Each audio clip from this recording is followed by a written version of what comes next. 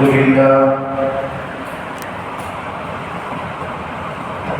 لله نحمده ونستعينه ونستغفره ونؤمن به ونتوكل عليه ونعوذ بالله من شرور أنفسنا ومن سيئات أعمالنا من يهده الله فلا مضل له ومن يضلله فلا هادي له ونشهد أن لا إله إلا الله وحده لا شريك له ونشهد أن سيدنا ونبينا ومولانا محمدا عبده ورسوله أما بعد فأعوذ بالله من الشيطان الرجيم بسم الله الرحمن الرحيم رب ارحمهما كما ربياني صغيرا صدق الله العظيم قال رسول الله صلى الله عليه وسلم ومن لم يحقر كبيرنا فليس منا أو كما قال عليه الصلاة والسلام بزرگان محترم اور میرے عزیز دوستوں،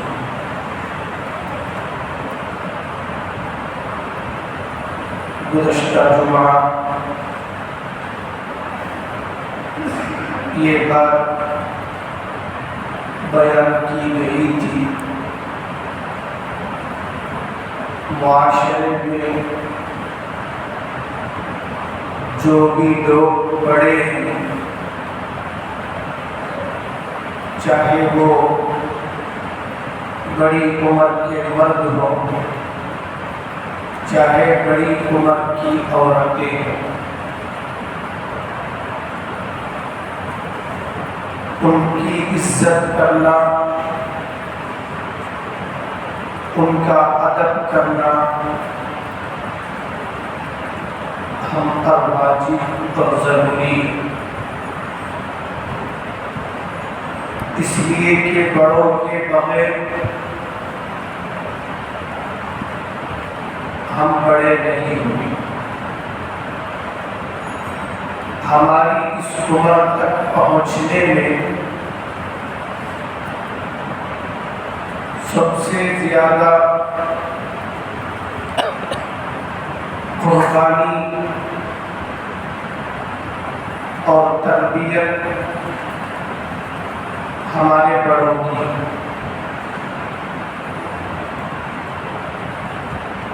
اور اللہ نے قرآن کریم میں بھی انبیاء علیہ السلام کے واقعات کو بیان کیا، تو پہلے بڑے نبیوں کا ذکر فرمایا۔ آپ قرآن کریم میں دیکھیے، سب سے پہلے اللہ نے جس نبی کا نام لیا وہ تمام نبیوں کے بعد حضرت آدم علیہ السلام کا نام پہلے لیا۔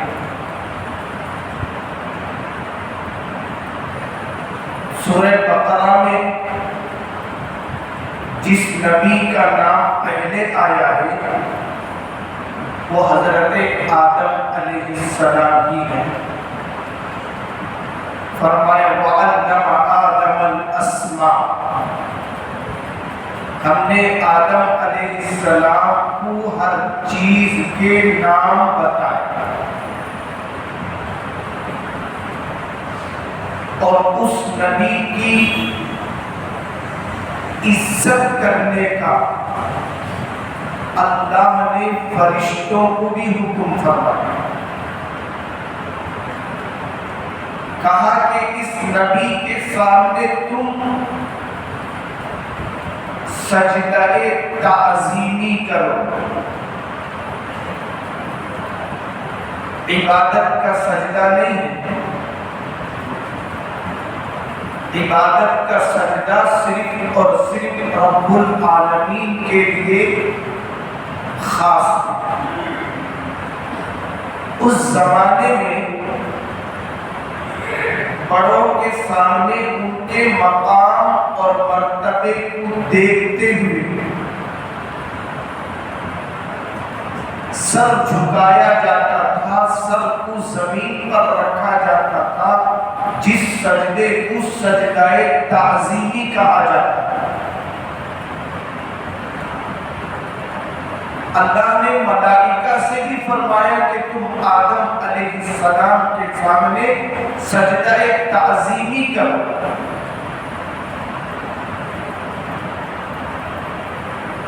آدم علیہ السلام جس طرح پہلے نبی ہے، اس طرح دنیا کے پہلے انسان ہے۔ آدم علیہ السلام کی طرف نسبت کرتے ہوئے بھی یہ کہا جاتا ہے کہ آدمی، آدم علیہ السلام کی طرف نسبت کر کے کہا جاتا ہے یہ آدمی سے ملاقات ہوئی۔ تو کیا مطلب؟ ایک آدم کی اولاد سے ایک انسان سے ملاقات ہوئی۔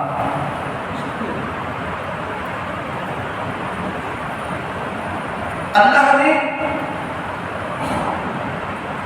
قرآن کریم میں مختلف انداز سے بڑوں کا ادب سکھایا۔ بڑوں کا ادب کرنا اصل میں اللہ کا ادب کرنا ہے، کیونکہ بڑوں کے ادب کا حکم اللہ دے رہے ہیں۔ اگر کوئی آدمی بڑوں کا اکرام کرتا ہے، ادب کرتا ہے، دراصل وہ اللہ کے حکم کا، اللہ کے بات کا احترام کرتا ہے۔ اور فرمایا جو بڑوں کا ادب کرے گا اللہ پاک اس کے لیے ایسے افراد کو پیدا فرما دیں گے جب وہ اس عمر کو پہنچے گا تو آنے والے لوگ بھی اس کا ادب اور اکرام کریں گے۔ اگر کسی نے اپنے بڑوں کا ادب نہیں کیا تو پھر اللہ ایسے افراد پیدا فرمائیں گے جو اس سے زیادہ برا برتاؤ وہ اس کے ساتھ کریں گے۔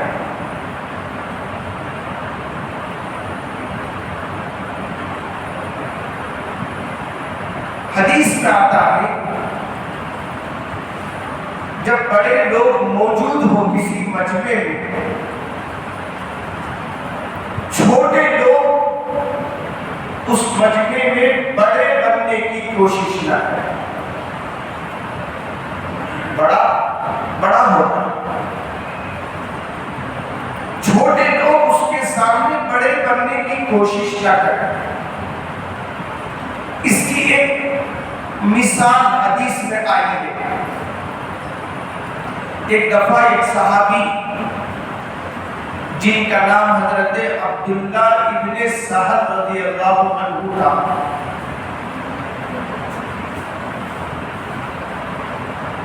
یہ خیبر ایک جگہ کا نام، ایک علاقے کا نام، وہاں یہ مقتول پائے گئے، یعنی کسی نے ان کو قتل کر دیا۔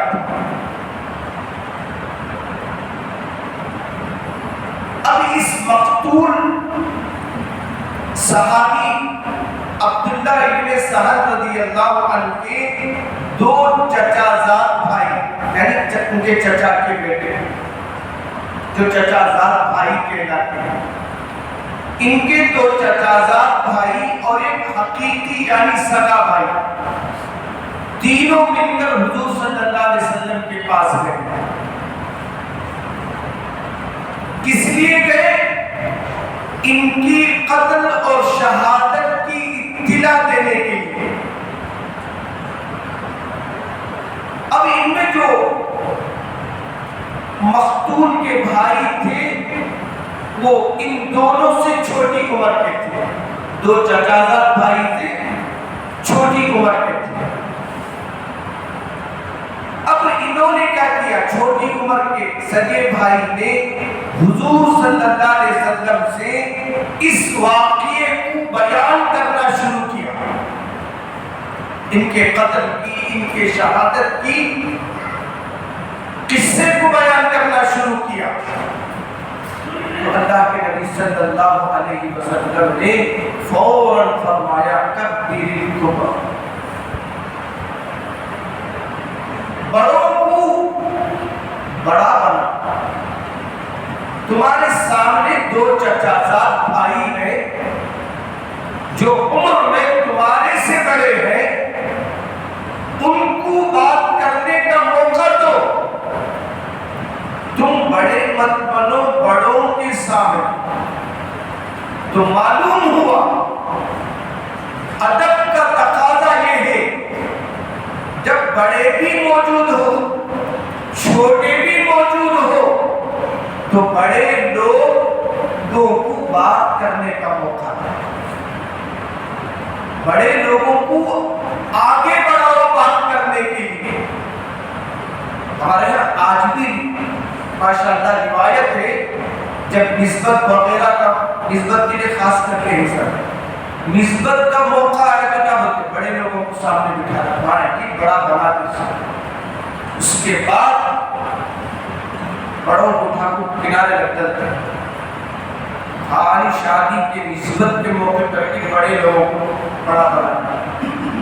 ان بڑے لوگوں کو نسبت سے پہلے کے قصے بھی معلوم نہیں، نسبت کے پروگرامات بھی ان کو نہیں معلوم. بہرحال اس مجلس میں ایک ہم دیکھتے ہیں ادب بڑے لوگوں کو سامنے کرنا. اللہ کے پیارے نبی صلی اللہ علیہ وسلم فرماتے ہیں جب بھی کوئی بات کرنے کا موقع آئے تو بڑوں کو صفائی دینے کا موقع دے. ہاں اگر تحقیق کے لیے چھوٹوں سے بات پوچھی جائے تو اس وقت بتانے میں کوئی حرج نہیں، لیکن بات کرنے میں بڑوں کو بولنا یہ بولے یا بڑے اجازت دے تم بولو تو پھر ہمیں بولو. ایسا نہیں کہ بڑوں کو پیچھے رکھ کے یہ سیدھا کان کے سامنے آ کر کھڑے ہو جائے اور بولنے لگے. فرمایا یہ بڑوں کے ساتھ بے ادبی ہے جو اللہ اور اللہ کے نبی صلی اللہ علیہ وسلم کو ناپسند ہے. یہاں اللہ کے نبی صلی اللہ علیہ وسلم نے اس چھوٹے صحابی سے فرمایا تم اپنی بڑی عمر کے صحابہ کو بولنے کا موقع. اسی طرح ہمارے اکابر فرماتے ہیں جب تم دسترخوان میں بیٹھو کھانے کے لیے، دسترخوان میں کھانے کے لیے بیٹھے ہو تو بڑوں سے کھانا شروع کرو. مجلس میں جو بڑے ہوتے ہیں ان سے کھانا شروع کرو. کیوں؟ فرمایا البرکت مع اکابرکم، برکت جو ہوتی ہے وہ بڑوں کے ساتھ ہوتی ہے، ہمارے ساتھ نہیں ہوتی. ہمارے سے جو بڑے مجلس میں موجود ہوتے ہیں ان کے ساتھ اللہ نے برکت رکھا ہے. اللہ کے نبی صلی اللہ علیہ وسلم فرماتے ہیں بڑوں کے ساتھ ہر کام کو آگے بڑھاؤ، اس میں برکتیں ہوتی ہیں. ہر کام میں اپنے بڑوں کو مشورہ دو یا بڑوں کو اطلاع دو. خود بڑے بننے کی کوشش نہ کرو. آج معاشرے کی بڑی برائی یہ ہے ہم اپنے بڑوں کو اہمیت نہیں دیتے. کوئی بھی کام کرو آپ یہ سمجھتے ہیں ہمارے بڑے اس کام کو نہیں جانتے ہیں، ان کو اس کا تجربہ نہیں ہے، تو بھی ان کو اطلاع دو. ابا میں یہ کام کرنے جا رہا ہوں، چاچا میں یہ کام کرنے جا رہا ہوں، ماموں میں یہ کام کرنے جا رہا ہوں۔ بڑوں کو اطلاع ہو، اس میں برکتیں ہوتی ہیں۔ جو آج ہم بڑوں کو چھوڑ کر کام کرتے ہیں، اس کی وجہ سے ہمارے کاموں میں برکت نہیں ہے۔ یہاں تک ہمارے معاشرے میں ہمارے بزرگوں نے نوجوانوں کو تربیت دی، جب تم پہلی تنخواہ لو تو خاندان میں جو کھڑے ہوئے ان کو تقسیم کرو، اگلے مہینے کی تنخواہ سے تم گھر کو ذمہ داری نبھاؤ۔ ایک زمانہ تھا پھوپھی کو، خالہ کو، چاچی کو پہلا تنخواہ ڈیوائڈ کرتے تھے، تقسیم کرتے تھے۔ یہ کیا ہے؟ اللہ کے نبی صلی اللہ علیہ وسلم کی باتوں کی تعظیم اور اکرام ہے۔ اور جب بڑے ہماری پہلی تنخواہ لیں گے تو کیا کریں گے؟ کیا بولیں گے؟ بولو، بولیں گے اللہ تیری کمائی میں برکت دے، بیٹا اللہ تجھے خوش رکھے۔ معلوم نہیں کس بڑے کی دعا دل سے نکلے گی اور ہماری زندگی کو خوشگوار بنا دے گی۔ ہماری کمائی میں ہمارے بڑوں کا بھی حصہ ہے۔ بڑوں سے بے پرواہ مت بنو، اللہ کو ناپسند ہے۔ آپ صلی اللہ علیہ وسلم فرماتے ہیں جب مجمع میں دعوت ہو رہی ہو تو یہاں تک فرمایا بڑوں سے کھانا شروع کرو۔ بڑے جب کھانا شروع کر دے دوسرے لوگ کھانا شروع کریں۔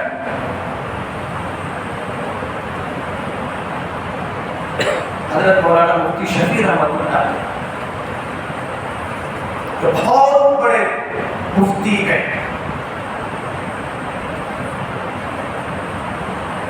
وہ ایک مرتبہ دعوت کو گئے،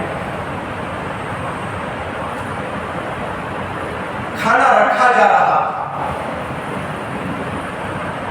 تو جس کے سامنے کھانا رکھا جاتا وہ کھانا شروع کر دیتا تھا، جس کے سامنے کھانا رکھ کے شروع کر دیتا تھا۔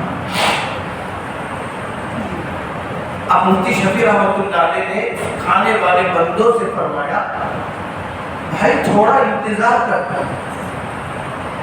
مجمع میں تم کھا رہے ہو، جب تک سب کے سامنے کھانا نہ آ جائے تم کھانا شروع نہ کرو، یہ دوسروں کے ساتھ بے ادبی ہے۔ کبھی ایسا ہوتا ہے کھانا پہنچنے میں دیری ہو جاتی ہے، ایک آدمی کھانا ختم بھی کر دیتا ہے، مجلس سے اٹھ کر جانے لگتا ہے۔ یہ مجلس کا ادب اور احترام نہیں، یہ مہمانوں کا احترام نہیں ہے۔ اب بعد میں کھانے والا آدھی پیٹ کھا کے اٹھتا ہے، کیا لوگ کیا سمجھیں گے میں بھی اس کے ساتھ بیٹھا اب تک کھانا کیا سمجھے، نہیں تلفی ہو جائے۔ فرمایا جب مجمع میں کھاؤ تو جب تک سب کے سامنے کھانا نہ رکھ دیا جائے اور بڑے مجمع میں کھانا شروع نہ کر دے اس وقت تک نہ کھاؤ۔ ہاں دسترخوان بچ گیا، کھانے رکھ دیے گئے، پھر بڑے آدمی سے بولو بسم اللہ شروع کرو۔ جب بڑا آدمی کھانا شروع کرے پھر تمہیں کھاؤ۔ اس وقت مفتی شفیع رحمۃ اللہ علیہ نے جس آدمی کو بتایا بھائی یہ طریقہ صحیح ہے، کھانا آتے من کھانا شروع کرو، تو وہ آدمی ہماری طرح جاہل تھا، تھوڑا بہت معلوم ہو کیا بولتے حضرت کو چڑھ پڑے تھے، کیا حضرت غلط بولتے باپ ریکارڈ نہ رکھتے تھے، ہم نے معلوم نہیں سکتا۔ اب انہیں مفتی شفیع رحمۃ اللہ علیہ کو بولا کتنے بڑے آدمی ہو، بولے حضرت کو معلوم نہیں کی، کیا حضرت پوچھے کھانا انتظار ہمارا کرنا ہے۔ اچھا تو حدیث جانتا نہ بدلو، یہ حدیث کس موقع پر معلوم؟ جب تو اکیلا کھائے تو تیرے لیے سنت ہے، کھانے کھانے کو سوٹ میں نہ دیا جائے، رزق کو انتظار میں نہ ڈالا جائے۔ جب تو اکیلا کھاتا ہے تو مسئلہ ہے، جب مجمع میں کھاتا ہے تو سنت اور ادب یہ ہے جب مجمع کھانا شروع کرے تو کھانا، اور شروع بھی بڑوں سے کیا جائے۔ ہمارے بزرگوں کی جو تہذیب تھی، جو طریقہ تھا، آج افسوس کے ساتھ کہنا پڑ رہا ہے، ایک ایک طریقہ ہمارے معاشرے سے نکلتا جا رہا ہے، یہاں تک کہ بڑوں کا آج کوئی ادب و احترام نہیں ہے۔ کسی معاملے میں نہ ان سے مشورہ کیا جاتا ہے، نہ ان کو اہمیت دی جاتی ہے۔ یہی وجہ ہے ہماری زندگیاں پریشانیوں سے گزر رہی ہیں۔ تم کتنا بھی کما لو، کتنا بھی پڑھ لو، کتنے بھی اونچے درجے پر چلے جاؤ،